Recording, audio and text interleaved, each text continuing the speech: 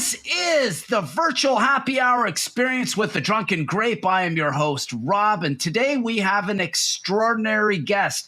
You know, we're always featuring extraordinary drinks with extraordinary people. My guest today has been a bastion for Canadian business since the start of the pandemic. He lost a $3 million operation in, I believe it's Ottawa Special Events. He has really fought tooth and nail at all levels of government to implement a lot of positive change for all businesses across this country. Let's introduce him, ladies and gentlemen. Michael Wood. I love this. Welcome to the show, brother. Thank you, Rob. That's quite the introduction. Well, I think it's really well suiting. You know, you had a booming events business prior to the pandemic, and like everything else, or everyone else rather, the pandemic cut us all off guard. I mean, the reality is nobody saw this coming.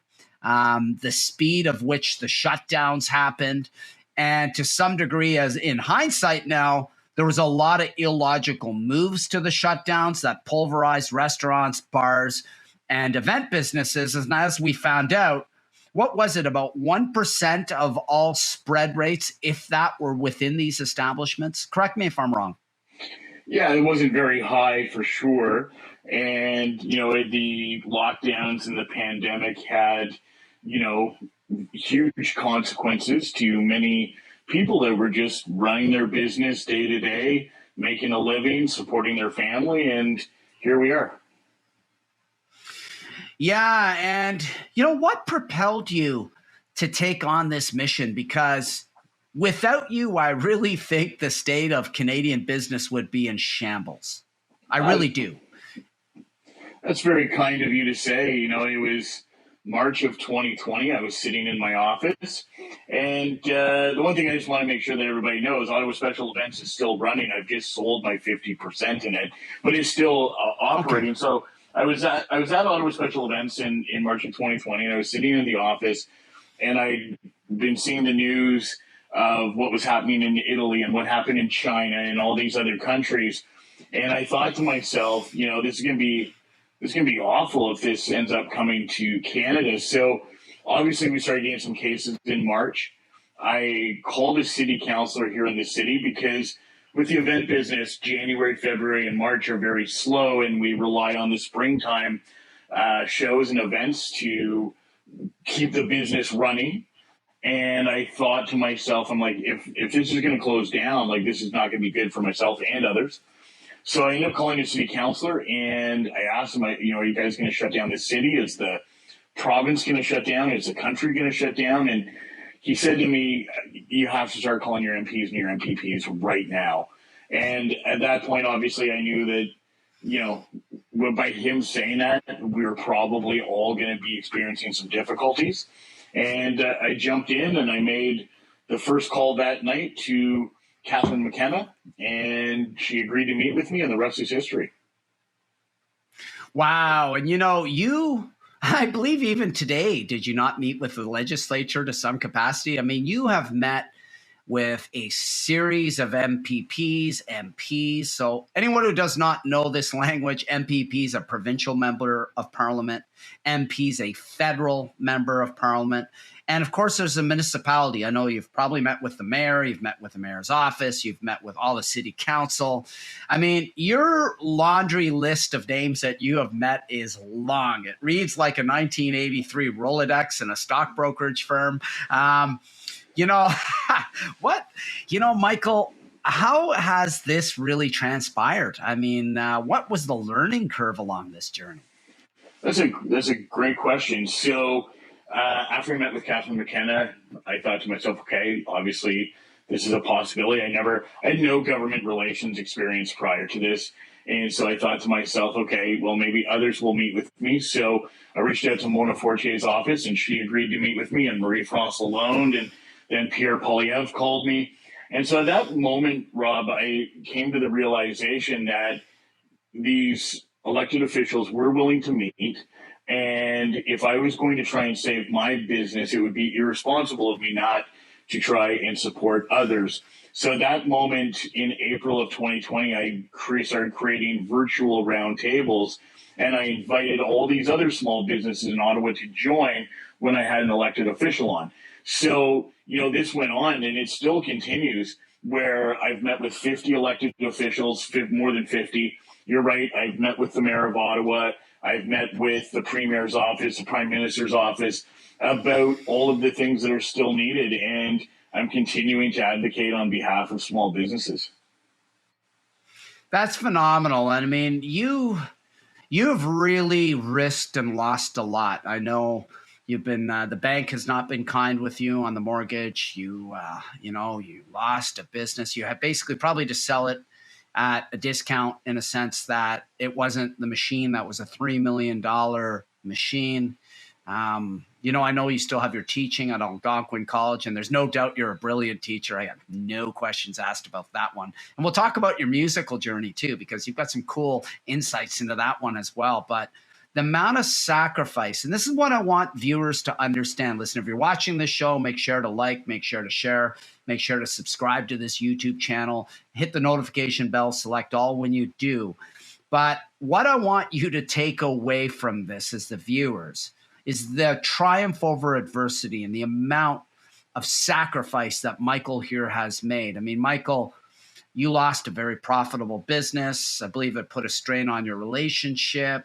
Your house is in jeopardy. I mean, these are insane things. And you're the very first person everybody should be jumping in to help right now.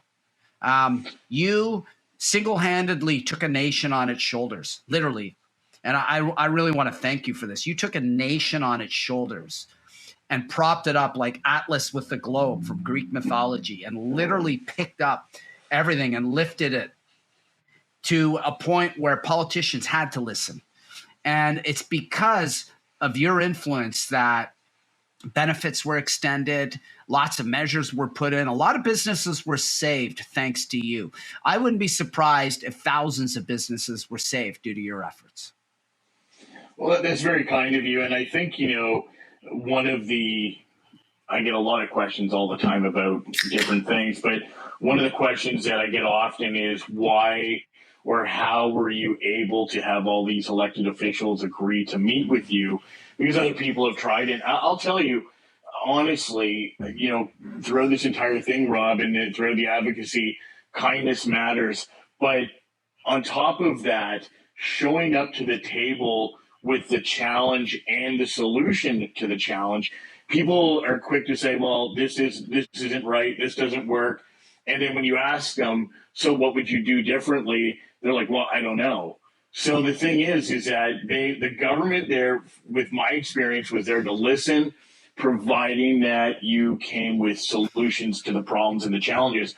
So twice or three times I've personally emailed every single MPP in Ontario, and I did it twice with every single MP.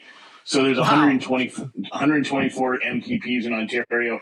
Takes me about 12 hours to do. I'm just a volunteer. Like I'm technically, just doing this to try and help people. And I would always email them with, here's the challenge, here's the solution.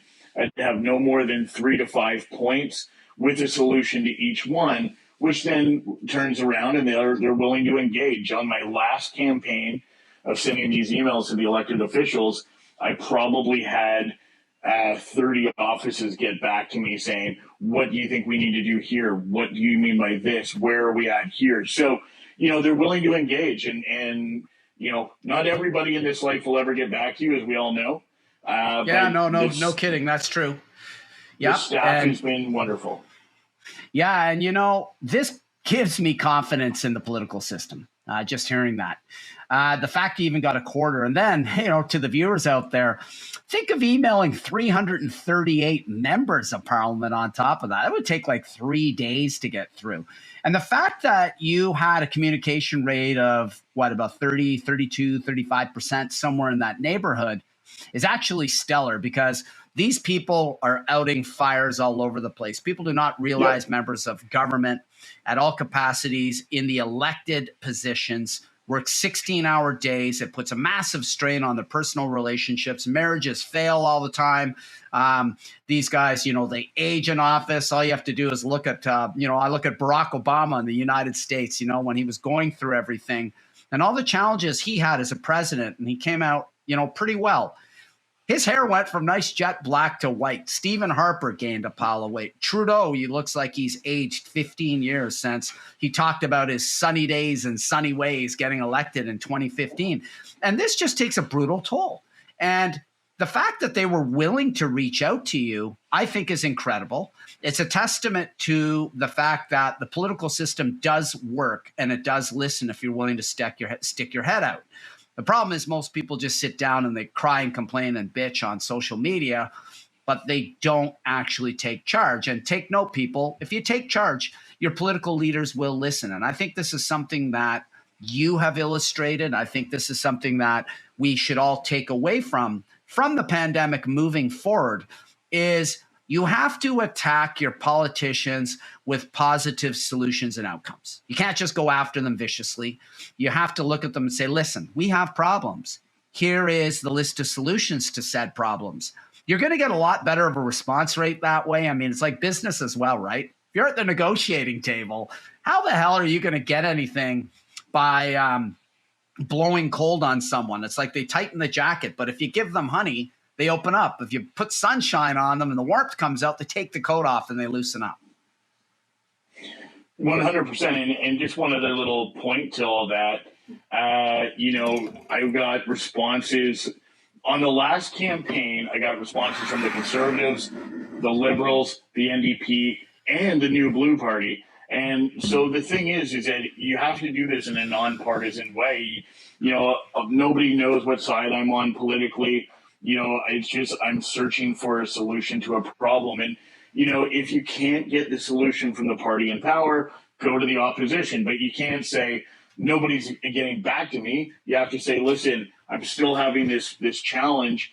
Can you help amplify my voice at Queen's Park or, wherever your viewers' government is, and ask them for help. And I will tell you this. Be nonpartisan, be solution driven, and you'll see great results. And I think that is incredible advice. I'm going to bring up your profile on LinkedIn shortly, but Michael, I mean, this is tremendous insights. This is brilliant. This is the stuff people need to hear. And on that note, it's the happy hour. I know you don't have a drink in your hand because you're teaching a pile of students in about an hour and a half. That's very responsible of you. But I have here a great drink. This is Something in the Water Brewing. So this is a consignment or a contract brewer. So they have to brew their beer in Canada at somebody else's outlet, which is a tricky piece of business in itself. Lots of barriers. You could probably help these guys get through a lot of the hurdles that need to break down too, Michael. You're on a roll with small business. But this is the Leevauer Blackberry Sour, or Vanilla Sour. And Steve Waugh sent this up to me, and I think it's great when somebody sends their glassware. Sours, the blackberry, but look at it. It's got this clear color. A lot of the color's faded. That's customary of sours. Sours lose their color unless they're cherry. In fact, they will go pale white over time. And there's about 200 different microbes in here. Brettanomyces is the yeast. There's Pediococcus and Lactobacillus as bacterial forms. Sours are really effervescent. They're like the champagne of beer. I love these. They're great. They're tart. This is really, really good. It's got some weight and body to it. It's got a pretty clear profile for a sour. I will have that in the show notes. Michael, that was a bit of a blind tasting there because I've never tried this. It was not so blind in that I had an idea of the product, but I had no idea how this was going to taste. It's got some nice tartness to it. It's a bit of a refreshing sour. Effervescence is something I always like because it lifts the acidity in something. So that's a little bit about the virtual tasting and happy hour, ladies and gentlemen. Michael, talk to us a little bit about your other interests because you've got a cool musical background. I think you worked with Rush. You worked with some stellar bands. And you're a music teacher now at Algonquin College. I think this is great. This is your passion. Talk to us a little bit about that journey as well. Well, you are right. From 20 to 30 years old, I was a touring guitar player in a rock and roll band and performed as a support act for all kinds of different people. Vince Neil, who was a singer for Motley Crue. Yeah, of course. Buck Cherry at the height of it for them, and Everclear. And, some of the cooler things that I guess you could say that I've done is I was a voting member for the Grammy Awards. and I've been to the Grammys in LA probably 5 times. I'm a voting member for the Juno Awards Wow. here in Canada. Yeah. So, I've done a bunch of pretty cool things. And now, you're right, I do teach in a music media and film program at Algonquin as well as the School of Business. That's awesome. And so, life, everything though, like, was preparing me for this, I think, because when I was younger, I was calling presidents of record companies until I got signed to Warner out of Los Angeles. And I was saying, please listen to my music. This is what I've got. This is what we're doing. And then 20 years later, I'm like, yes, Mr. Premier, listen to me. This is what I got. This is what I'm doing. This is what I need, So the whole thing from rock and roll to government relations, I think, was all part of the master plan. So that's awesome. Wow. Bring me to the 6th Grammy if you can. I would love to go down there. That'd be really cool, buddy. You'll see performances that you'll never see again. I'm fortunate enough to have seen Eminem 3 times. Wow. I was there when the Dixie Chicks performed "Not Ready to Make Nice" after the Iraq War in like 2007 when that all came out, and I was there when Pink was spinning from the ceiling. I saw Green Day perform with the cast of American Idiot. It's just a cool experience that I feel very fortunate to have had. That's fantastic. Listen, we're going to wrap things up. I know it's a shorter broadcast today. I know you're a really busy man. Just to get a hold of you. Listen, ladies and gentlemen, just to get a hold of a man like Michael Wood, who teaches. He's an advocate for small business. He is in front of the political structure all the time. We are not out of the woods yet on this pandemic. Wow, Michael. And just another kind note, we talked virtual tastings. The holiday season's coming up. That means event time. You need to engage your people. Nothing's better than borderless engagement. You can crush your costs as far as corporate travel, flights, and accommodations. Hit me up on the virtual tasting side for wine and beer tastings, as well as virtual dinner parties. You can hit me at info@thedrunkengrape.com or rob@thedrunkengrape.com or on LinkedIn. And lastly, Michael, we're going to share your profile here because there is a screen share program here. And I just want to let people know where they can find you. So of course, I am just trying to find what is going on here quickly. I just want to make sure that I want to close something here for a second before I share this. Somebody's trying to chat with me. We don't want their personal chat going, hey, look at me while we're doing this video. Not a good plan. But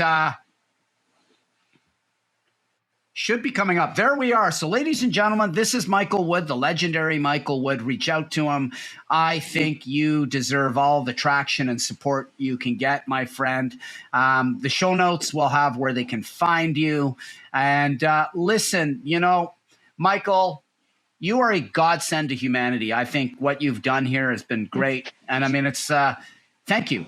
Honestly, thank you, because this affects all of us. And what happens in one country will permeate into another because leaders do talk with other leaders, and they were all conferring as to what to do. There was no grand scam or plan to try to manipulate or control. This was a natural disease, health disaster that hit. And your influence has definitely been felt outside of Canada. And for that, ladies and gentlemen, I want to part on the note, be the change you want to be. Mahatma Gandhi said that. Michael has displayed that. Michael, you've climbed a mountain of adversity. I want to thank you. Thank you, ladies and gentlemen, for tuning in on the Happy Hour, the virtual happy hour experience with the great Michael Wood, extraordinary drinks with extraordinary people. Whatever you decide to do, have a terrific day. This is Rob from The Drunken Grape.